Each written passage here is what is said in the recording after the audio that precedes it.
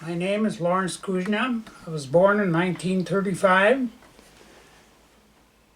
in Stephen, Minnesota. Any questions that you... Were you drafted, I Leonard? was drafted And when you got March 17th, 1958. 1958, and where did you get drafted at? Where did you go from Stephen to? Warren is where the draft board is. Right. Where they, and from there I went to Colorado Springs, Colorado. Really? And then they kept me there for 8 weeks, That was basic training? basic training.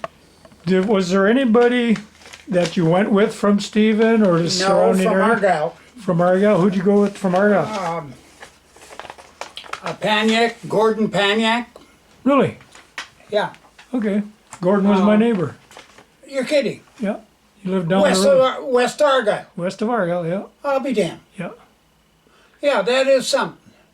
Yeah, I went with Gordon, and of course there was a few other guys from the Warren area and Argyle. Yeah. You went to Fort Carson, basic training. Anything in basic training that stands out in your mind? Nothing more common. I had a problem because of my right eye. I can't see anything out of my right eye. It's a 20/40. Even at that time? Yes, it was 2400 at that time. Yeah. So it didn't matter. Didn't seem to matter. The only thing is that when it come to firing range or getting on the shooting for any where you Training for yeah, all that training, I always was eliminated from that. really. Yeah, well, you couldn't see anything out. You couldn't see the end of your damn barrel, with your right eye.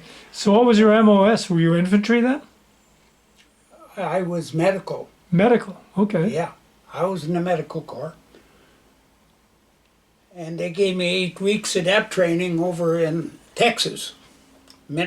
So your AIT was in Texas, advanced training. Yeah. And where at in Texas? You remember Fort Hood or? No, we were at Fort Carson. Not Fort Carson.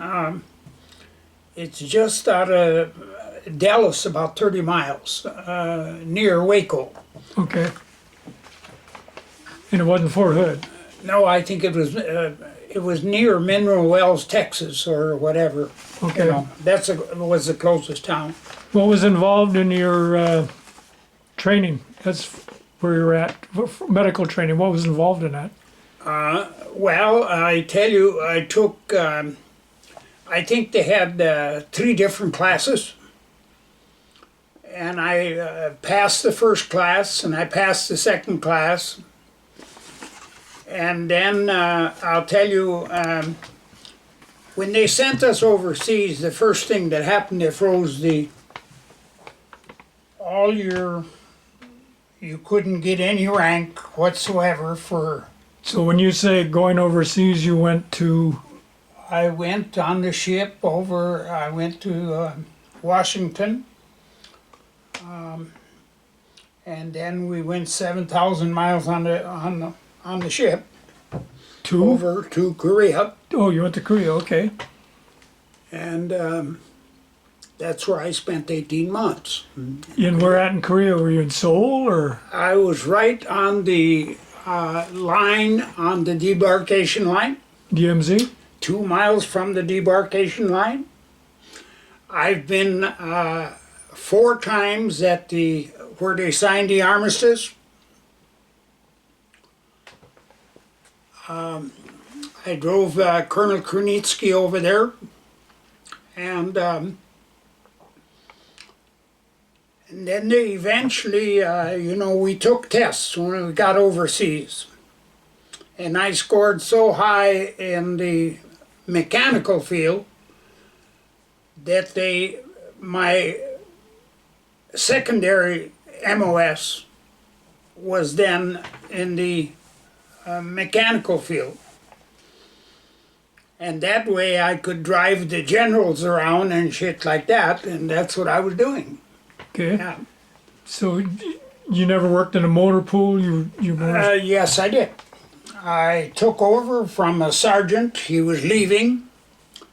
So I took his post over for, I think, about 11 months. He managed all the parts department. So I was set up as department of 15th Med. That was my job. I took over for an SFC. what was your rank at that time? Still the froze. We were froze at, no, So were you a private, corporal? I was corporal. Corporal, okay. Yeah. And I stayed corporal.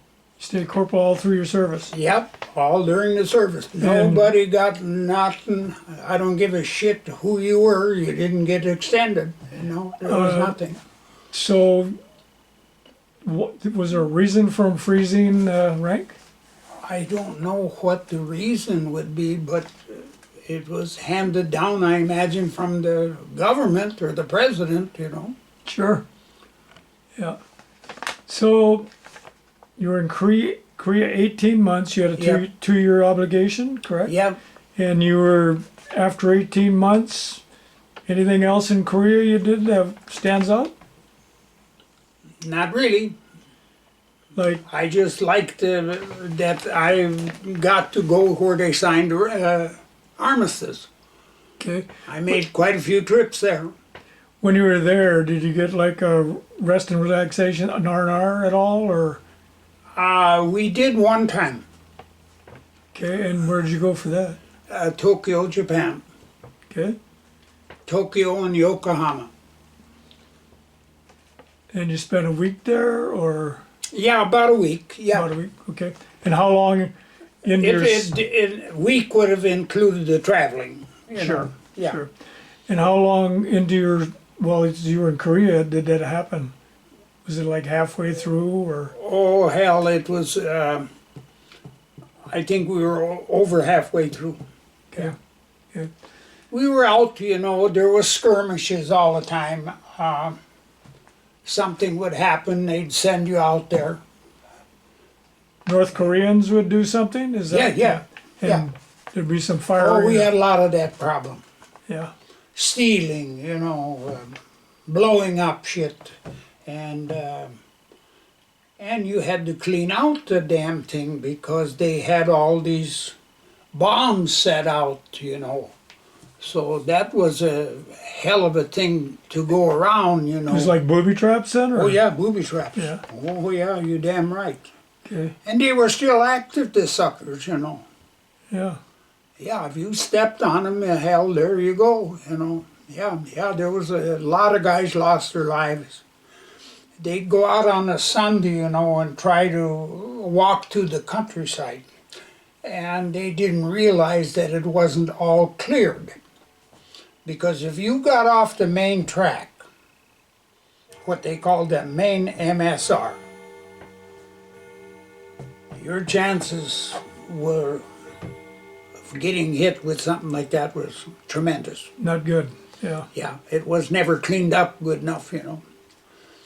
No, you say it wasn't cleaned up. This was from the war? Yeah, from the war. Yeah. Okay.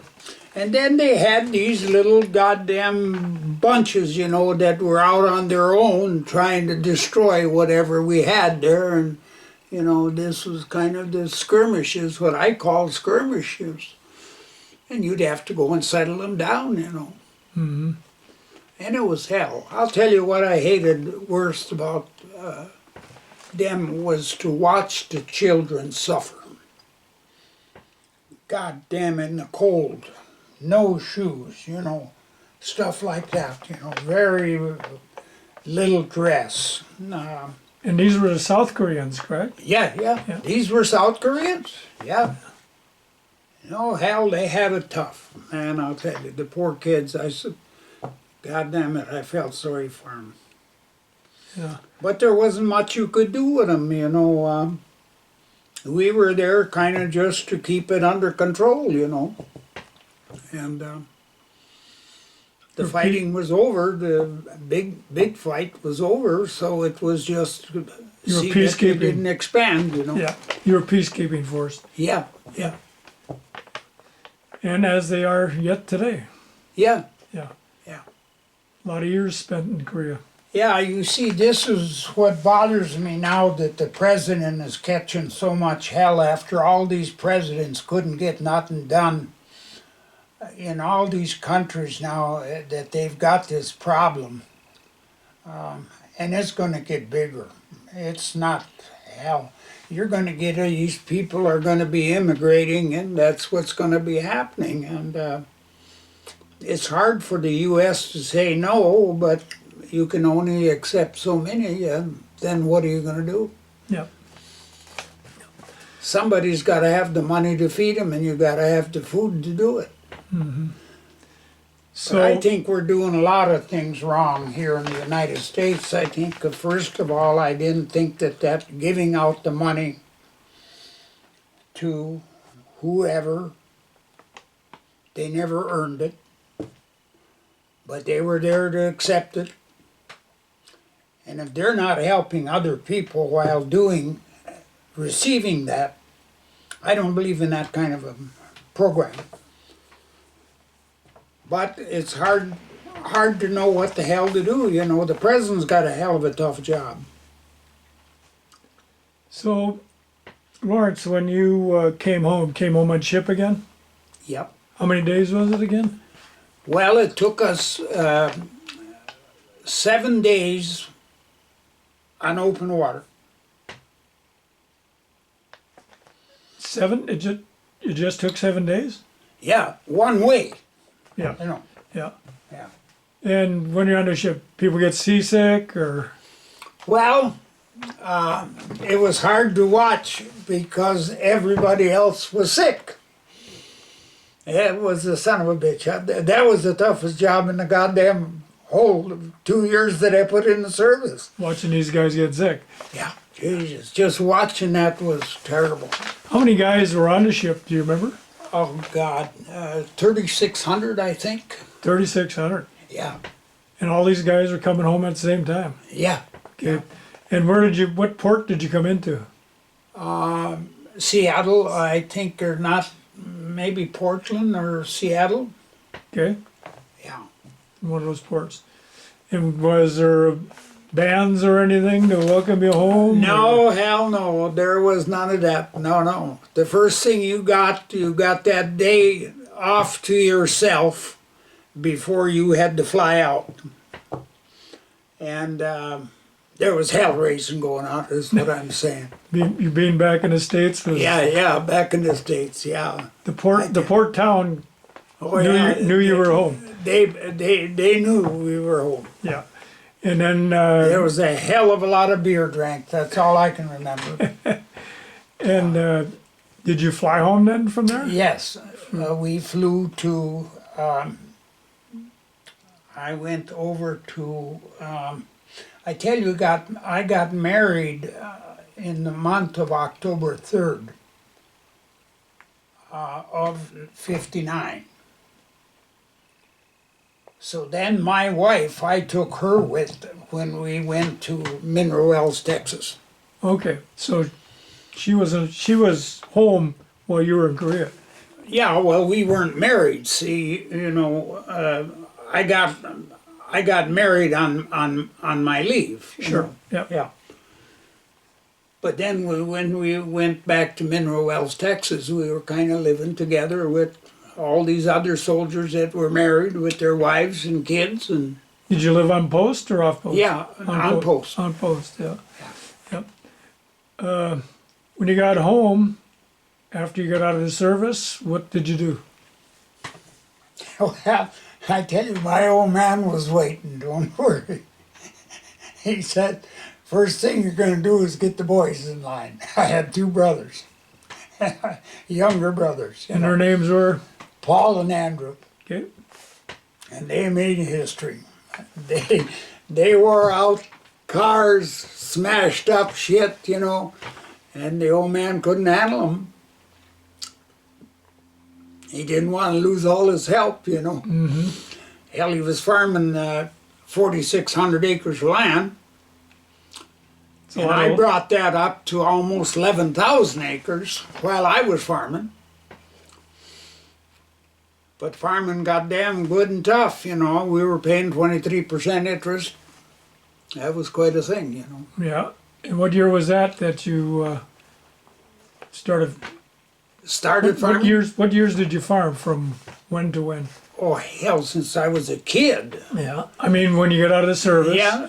And then, because you went full time then. Yeah. And yeah. then, when that did was you? in 1959. And you retired from farming in 85. In 85. Yeah. So you've been retired for a while. Yes. I had over $600,000 worth of damn equipment sold at the sale. Oh. Farm machinery. Yeah. Trucks, trailers, you name it, combines. And hell, they were maybe 1/4 the goddamn price you're paying today. Yeah. Yeah. See, my son is out on the farm there, and he says, well, Dad, you know, I left that tractor there this spring, and I haven't gotten it back yet. And there's a lot of that going on. They can't get the smallest damn parts to keep the equipment together. Yeah. That's too bad. And the new ones now, when you buy something, you're waiting in line. There's no such thing that you just drive up to a dealer and pick up something, then it's loaded down. No. Yeah. And you got to give a check when you get it. They're not making a lot of that equipment till it's sold. Yeah. Yeah. So anything you want to add about your years in Korea or in the service? No, I tell you, I think I'm a boy that never went to college. I graduated at from the Northwest School of Agriculture in Crookston. And so to me, that was like the best experience a man could have. It was the best college education you could get. Being in the service? Yes. You're not the first one to tell me that. Yeah. Yeah. I'll tell you, I don't think you could buy that kind of experience. Just the because people? It stays with you, you know. It's something, and it was live. Everything was moving. Everything bothered you. Man, why are these people living in these rocks, you know? Korea had nothing to give you. I don't know how those people make a living. Mm-hmm. Yeah. That's pretty sad. And Seoul is so loaded up, it's like Tokyo. You can't motivate around. You know, everybody is living there because it's more convenient. Mm-hmm. And you see the younger generation going to have a hell of a time keeping going. They're not trained like the old folks were, you know. Yeah. And I think that's true here in the United States, you know. You know, I was told when I first hired on a railroad, I was told, you know, I don't know what, a guy told me, he says, I don't know why you're having kids to bring them into this world. But, you know what? That's a hell of a statement. Yeah, my kids have kids. Yeah. And, you know, we seem to, as this nation, we seem to do fine. Yeah. Even with all the struggles, we seem to do fine. Yeah, we're holding our own. Yeah.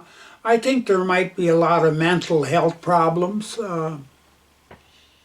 but that'll stay under control, you know. I appreciate you doing this interview. Yes. And thank you for your service. And I thank you for coming.